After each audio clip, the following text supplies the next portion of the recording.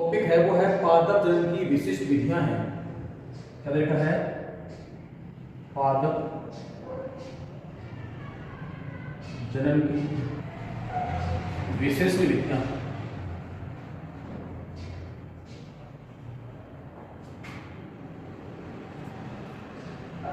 Special method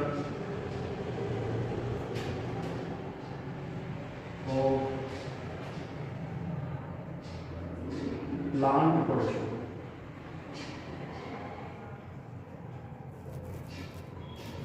तो यहां अपन देखेंगे कि पादप जनन के अंदर कौन कौन सी विधियां हैं।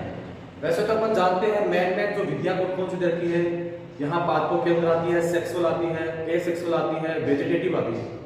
अब इनके अंदर ही कुछ ऐसी विधियां और भी दे रखी हैं जो जनन में क्या करती है, भाग लेती है। अब वो कौन सी है वो देखेंगे अपन। तो सामान्यतः अपन जो देखते हैं, जो आपने आसपास में अपन जो विधियां देखते हैं वो कौन सी, कायिक और अलैंगिक जनन देखते हैं या अपन लैंगिक जनन देखते हैं। लेकिन लैंगिक जनन तो मैन तो है और वो किसमें होती है, पुष्पीय पादपों में, ठीक है ना। और यहाँ पर बचती कौन कौन सी, कायिक बच गई और कौन सी बचती है, अलैंगिक जनन बचती है। तो कायिक और अलैंगिक जनन होता है, उसके अंदर कुछ और भी विधियां हैं जो क्या करती हैं, जनन की विशिष्ट विधियों का निर्माण करती हैं। अब वो जनन की विशिष्ट विधियां हैं कौन सी, तो यहाँ पर अपन देखेंगे कि कुछ वैज्ञानिकों ने उसके नाम प्रदर्शित कर दिए कि पादप जनन की ये विधियां हैं, ठीक है ना। तो यहाँ अपन जो मैन देखे वो कौन कौन सी मैंने बताई थी अभी, कायिक हो सकती है, ठीक। कायिक के बाद में अपन कौन सा पढ़ सकते हैं, अलैंगिक हो सकती है, और कौन सी हो सकती है, अलैंगिक, ठीक है। ये मैन विधियां हैं। अब इस अलैंगिक जनन के अंदर कुछ विधियां और भी हैं जो जनन में क्या लेती हैं, भाग। उन्हीं को अपन क्या बोलते हैं, विशिष्ट विधियां कहते हैं, ठीक है। तो यहाँ पर इसको डेफिनेशन में किस प्रकार से यहाँ शो करेंगे, तो क्या करेंगे कि सामान्यतः है पेड़ पौधों के अंदर विधियां कौन सी, कायिक और अलैंगिक विधियां, ठीक है। इनको छोड़ करके कुछ विधियां और होती हैं जिन्हें अपन क्या कहते हैं, विशिष्ट विधियां बोलते हैं। और वो विशिष्ट विधियां किसमें आती हैं, अलैंगिक जनन में। तो यहाँ पर देखेंगे कौन कौन सी विधियां दे रखी है। देखो, तो जो विधियां दे रखी है पादपों की जनन की विधियां हैं, मैं यहां लिखता हूं फर्स्ट, ठीक है। पहले विधि इसमें आती है वो आती है असंजनन, असंजनन, ठीक है। दूसरी इसमें जो अपने पास आती है वो अनिषेक।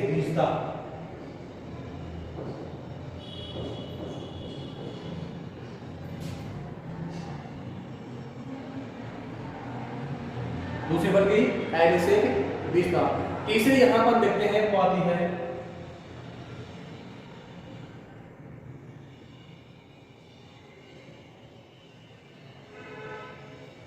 और चौथी यहां गई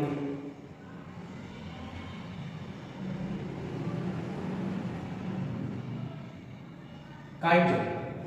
तो यहां अपने पास में कौन सी, कायिक परिवर्तन या कायिक जनन, एक ही बात होता है। तो सबसे पहले कौन सी है, असंजनन।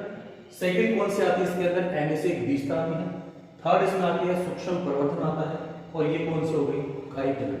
अब इनमें मेन कॉमन की चीज क्या है वो अपन देखेंगे कि विशिष्ट कैसे हुई।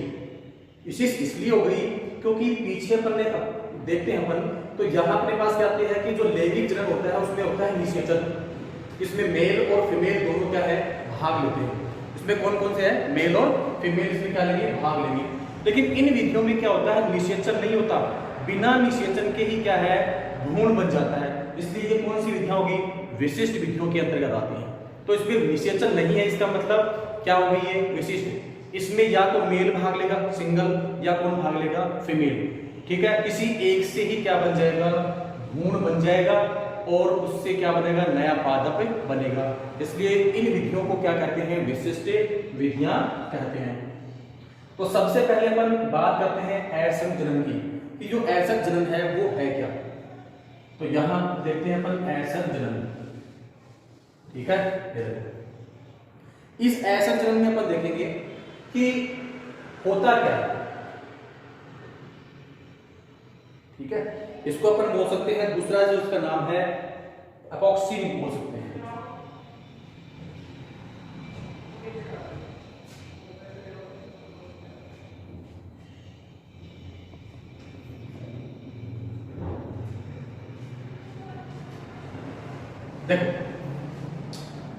असंज्ञा अपोक्सिस। इसमें क्या है कि जनन की जो विधियां दे रखी हैं ये कौन कौन सी होगी, वो अपोक्सी और असंज्ञा होगी।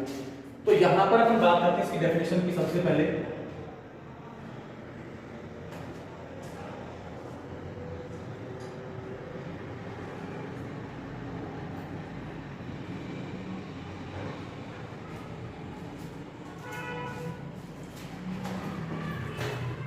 कि इस प्रकार के जनन के अंदर अर्धसूत्रण होता है,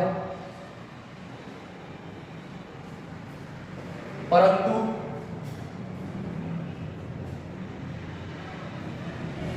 निषेचन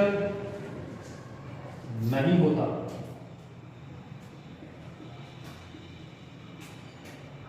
ठीक है, क्या देखा इसमें कि इस प्रकार के जन्म में अर्धसूत्रण तो है, विभाजन तो करेगा, लेकिन विभाजन करने के बाद उसमें निषेचन की प्रक्रिया नहीं होती, इसलिए इसको क्या कहते हैं, असंजन कहा जाता है। ठीक है ना।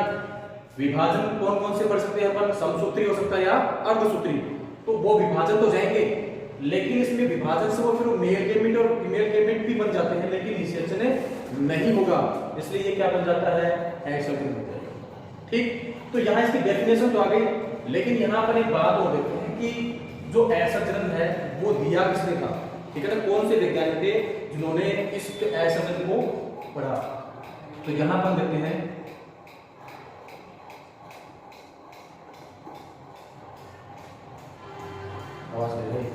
तो असंजन थी, उसका अध्ययन किया था, इसके अंतर्गत जो दिया था वो हैंस विंगलर।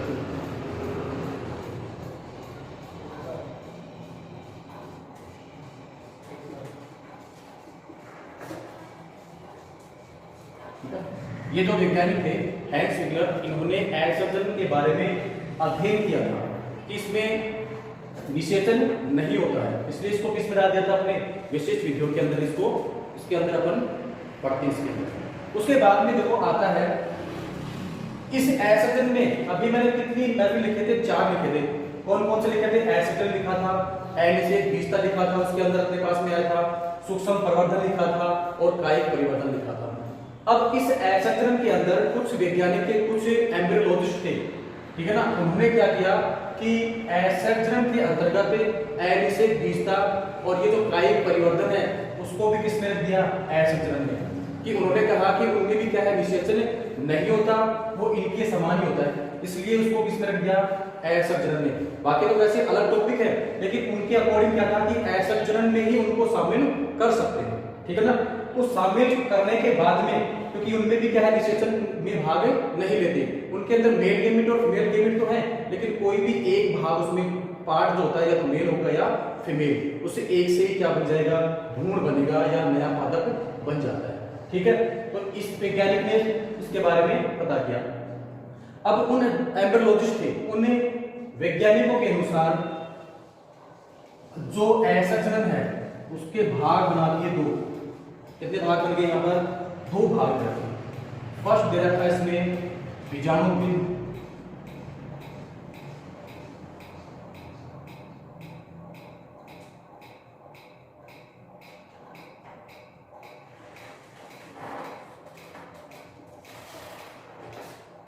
जिसे अपन बोलते हैं स्पोरोफिटिक,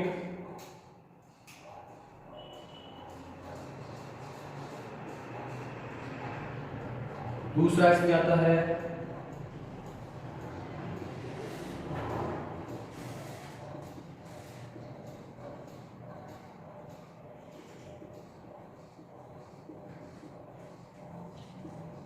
युग्मकोद्भिद, गैमेटोफिटिक,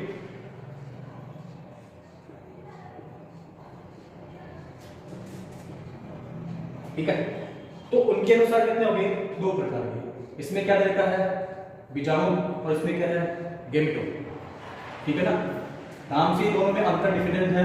इसमें बीजाणु काम करेंगे, इसमें क्या है, गैमेट। अब वो बीजाणुभिद क्या है, बीजाणु कहां से आएंगे, गैमेट कहां से बनेंगे, वो स्टेप इसमें अपन देखेंगे। तो सबसे पहले अपन बात करेंगे इसकी बीजाणुभिद की। अपन बात करें तो वो आता है इसके अंदर। अब इन पार्ट के अंदर क्या देखा है कि फीमेल का कोई भी पार्ट, जैसे अपन बोलते हैं बीजाणु, ठीक है ना, बीजाणु का मतलब अपन यहाँ डायग्राम बनाए, जो अपने पढ़ा था गुरु बीजाणु ध्वनि, उस गुरु बीजाणु ध्वनि के अंदर काफी सारी कोशिकाएं हैं। जैसे अपन यहाँ 3 कोशिका बनाते हैं, 3 ऊपर बनाते हैं और 2 क्या है बीच में। उसके बाद में ये क्या बनते हैं, अध्यावरण बनता है।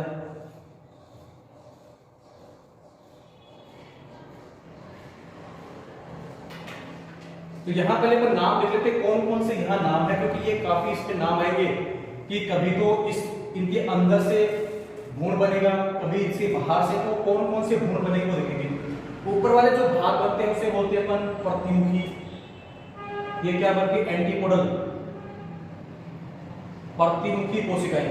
ठीक, नीचे वाला जो भाग है इसमें 3 कोशिकाओं का समूह है, जिसमें से 2 नीचे वाली हैं वो बनती है सहायक कोशिका।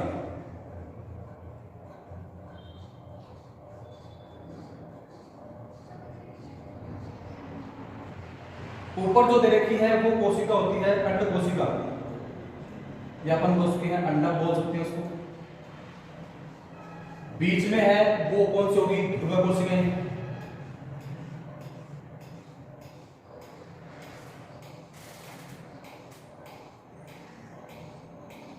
ठीक, ये तो 2 हैं, इधर वाले जो एक लाइन ये दिख रही है, दूसरी लाइन ये दिख रही है अपन को, ये क्या बनते हैं अध्यावरण।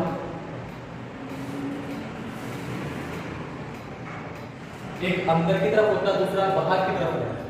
बीच वाला जो स्पेस बचता है ये बीच में है, ये है बीजांडकाय।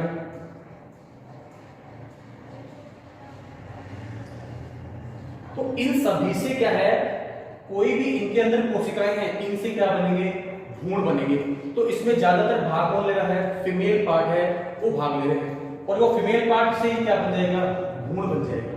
ठीक है, कोई भ्रूण बनेगा वो एन होगा, कोई भ्रूण बनेगा वो 2n भी हो सकता है। मान लेते हैं, पहले इसको पढ़ने से पहले मैं तुम्हें बता देता हूं कि यहाँ पर n और 2n की जो संरचना आएगी, जैसे बीजांडकाय दे रखा है, अध्यावरण दे रखा है, ये तो किसमें चले जाते हैं 2n के अंदर, या अपन को बोल सकते हैं बीजांड के बाहर। ठीक, कुछ क्वेश्चन आएंगे इसमें बीजांड के बाहर और कुछ भ्रूण बनेंगे बीजांड के अंदर वाले कोशिकाओं से।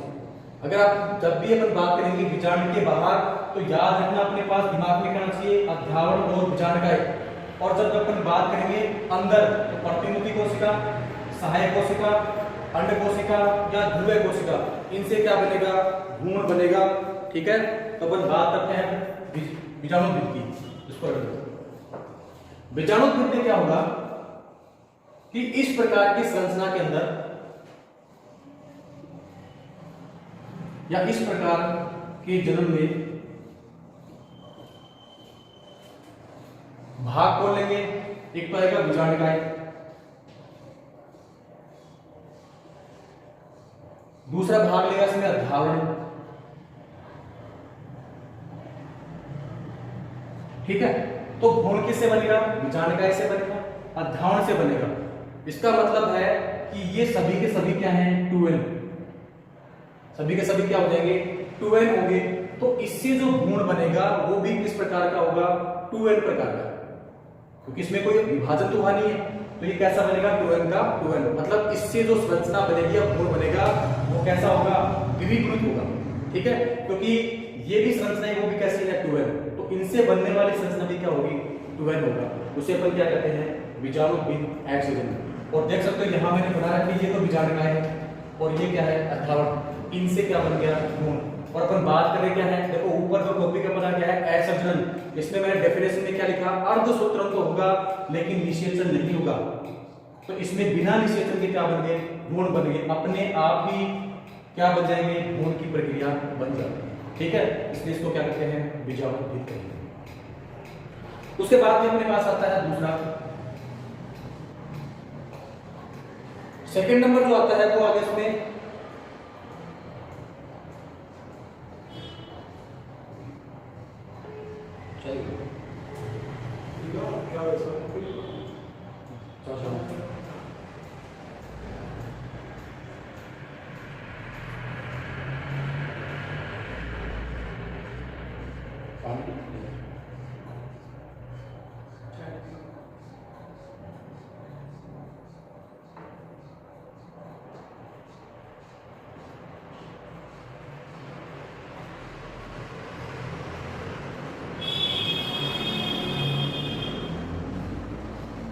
दूसरा नंबर आ जाता है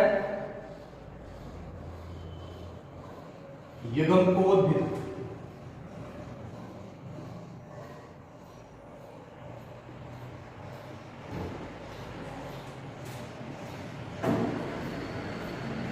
डायग्राम अपने पास है। इसमें क्या होगा, देखो युग्मकोद्भिद का दे रखा है। अब इसमें जो गैमेट है वो देखो क्या होगा कि इस प्रकार के जन्म में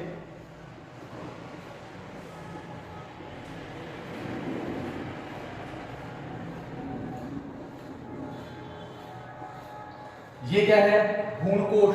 क्या है ये, भ्रूणकोश। इस प्रकार के जन्म में भ्रूणकोश की कोई भी अगुणित कोशिका, कोई भी अगुणित कोशिका, तो अगुणित का मतलब क्या हो गया, एन। तो इसमें जन्म में देखो कौन कौन सी ढाल है कि युग्मकोद्भिद में, उसमें तो क्या था 2n वाली संरचना थी, इसमें क्या बनेगा, n से बनेगा। मतलब कि इस भ्रूणकोश में अपन देखेंगे कि n कोशिका कौन सी है, तो n कोशिका में अंडक हो सकता है। ये प्रतिमुखी कोशिका होती है, शेप और साइज में क्या होती है, अलग अलग है, तो ये क्या होगी, अलग अलग होगी, इसलिए क्या बन गई, n। सहायक कोशिकाएं आत्मा है, तो ये सब क्या है, n कोशिकाएं हैं। तो इनसे उसी एक कोशिका से क्या बन जाएगा, भ्रूण बन जाएगा, इसलिए इसको क्या कहते हैं, युग्मकोद्भिद एक्सोजन कहा जाएगा। ठीक है, देख सकते हो यहाँ पर एन ये है, ये कोशिकाएं हैं और ये कोशिकाएं। ठीक है, तो आप यहाँ नाम भी लिख सकते हैं कि प्रतिमुखी कोशिका से, सहायक कोशिका से, अंडक से, इनसे अगर भ्रूण बनता है तो उस प्रकार की संरचना में जो भ्रूण बनेगा वो भी कैसा होगा, एन होगा। ठीक है ना, तो ये क्या बन गया, युग्मकोद्भिद संरचना बन जाती है। अब युग्मकोद्भिद में अपन बात करते हैं तो वो भी कितना है, 2 प्रकार का।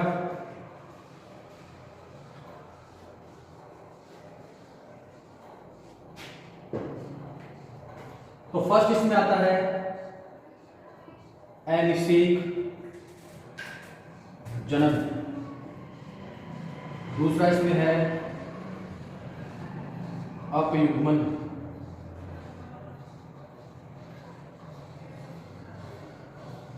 ये 2 थे। अब इनमें से भी कौन सा अनिषेक, तो सब में देखो अनिषेक का मतलब इसमें भी जनन नहीं होगा, अपयुग्मन में भी जनन नहीं होगा, इन्हीं से ही क्या है, इनकी अंदर संरचना बनेगी। अब वो अनिषेक होता क्या है वो देखेंगे हम।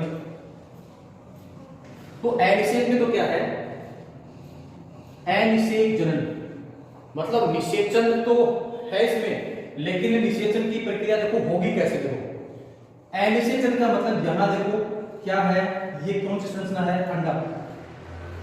ठीक है, अब इसमें निषेचन नहीं है क्योंकि ये क्या है, भ्रूणकोश है। इस अंडक, ये अंडक बिना निषेचन का अंडक, क्या है, बिना निषेचन के अंडे से क्या हो गया, बिना निषेचन वाला अंडक, बिना निषेचन वाला जो अंडक है वो इसमें भाग लेगा और उसी अंडक से क्या बन जाएगा, भ्रूण बन जाएगा, इसलिए इसका नाम क्या हो गया, अनिषेक जनन। ठीक है, क्योंकि निषेचन तो यही होता है और निषेचन यहाँ है तो इसमें क्या लग गया, ए लग गया, तो वो बिना निषेचन वाला अंडक इसमें क्या लेगा, भाग लेगा, और बिना निषेचन के अंडक वाला भाग लेगा तो इसी से क्या बन जाएगा, भ्रूण। और जो भ्रूण बनेगा वो भी कैसा होगा, एन प्रकार का, क्योंकि सिंगल है। तो सभी क्या है, इससे जो संरचना बनेगी, इससे जो भ्रूण बनेगा वो भी कैसा होगा, एन प्रकार का होगा। ठीक है, उसके बाद में हम बात करते हैं किसकी, अपयुग्मन की।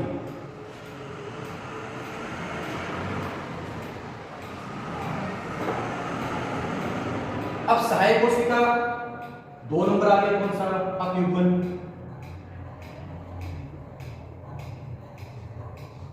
अब अपयुग्मन की पहले वाले में तो ये था, इसमें भाग लेंगी सहायक कोशिकाएं। कौन सी कोशिका भाग लेंगी, सहायक कोशिका। इस सहायक कोशिका से क्या बन जाएगा, भ्रूण बन जाएगा। तो वो प्रक्रिया किसमें आ जाती है, अपयुग्मन में आ जाती है।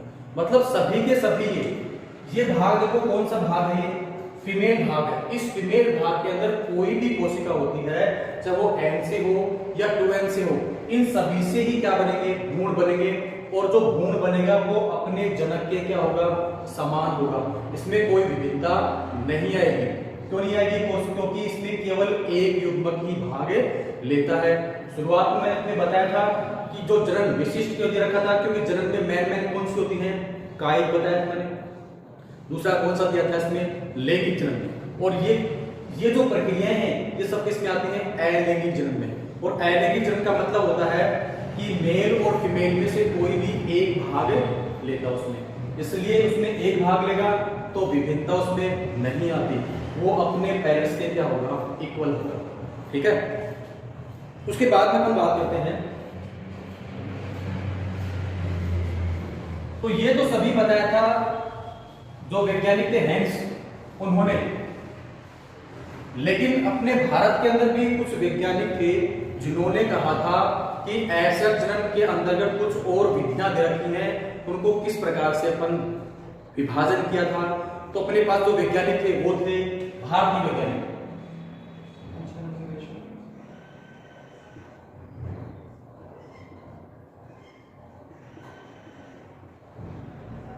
तो वो थे अपने प्रोफेसर पंचानन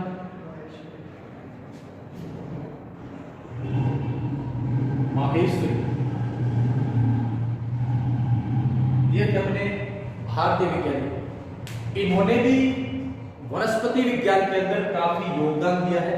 ठीक है, तो उन्होंने भी बताया था कि ऐसे में और कौन सी विधियां थी। पिछले वाली जो विधि थी, जो अपन विजाणु भी पढ़ा था, युग्मकों भी पढ़ा था, तो वो तो किसने दिया था? हेंस ने दिए थे।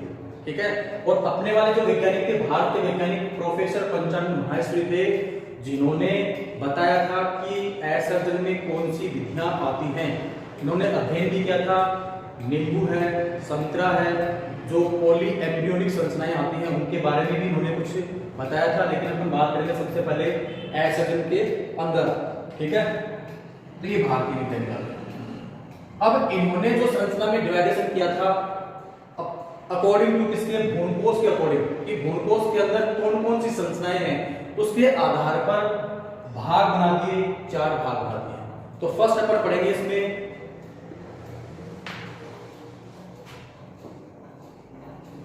फर्स्ट आता है अनावर्ती।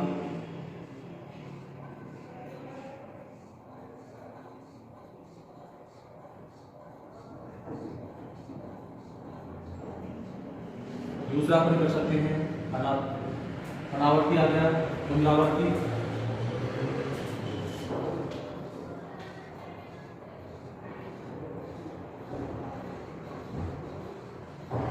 तो ये दोनों एक दूसरे के ऑपोजिट होंगे। अनावर्ती है, पुनरावर्ती रखी है। चौथा है इसके अंदर, तो सबसे पहले अपन बात करें इस अनावर्ती की और पुनरावर्ती की। ठीक है, एक साथ इसको अपन देख सकते हैं, अलग अलग भी है, लेकिन पहले तो इसके नाम लिख देते हैं, वो आ जाएंगे हमारे। थर्ड इसमें आता है अपस्थानिक,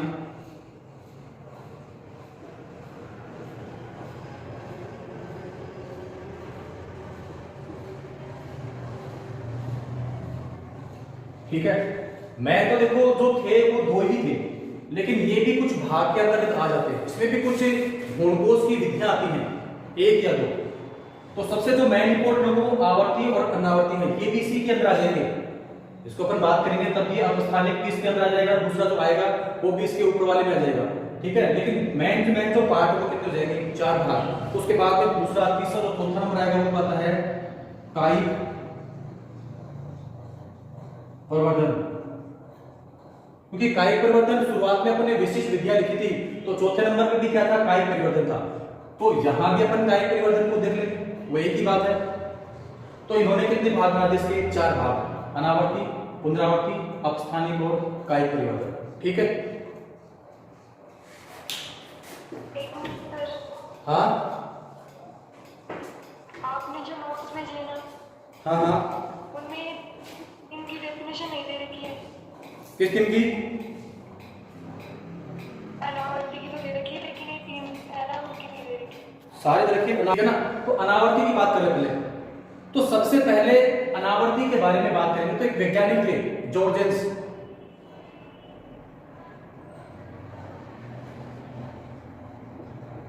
वैज्ञानिक कौन थे? जॉर्जेंस, जिन्होंने 1928 में अनावर्ती के बारे में बताया कि अनावर्ती जनन होगा कैसे।